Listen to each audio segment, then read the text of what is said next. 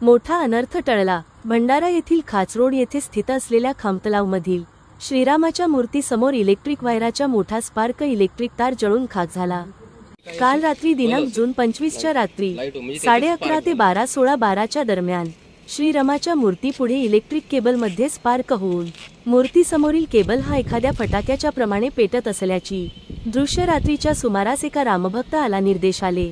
परंतु पाऊस असल्याने मोठा अनर्थ टळल्याने कुठलीही मोठी दुर्घटना घडली नाही। मात्र मूर्तीसमोरील मोठा केबलने सप्लाय होत असलेली इलेक्ट्रिक केबल ही मात्र जळून खाक झाली असल्याचे दिसून येत आहे। या प्रकरणांमध्ये सुरू असलेल्या कंत्राट टाळ्या करून दुर्लक्षपणाच्या या लक्षणांमुळे ही कालची दुर्दैवी घटना घडली। सुदैवाने कुठलीही हानी न झाल्याने दुर्दैव घटना घडली असेच बोलले जात आहे। या घटनेला बघता कंत्राटदाराकडून दर्जेदार काम करण्याची मागणी आता नागरिकांकडून होत आहे।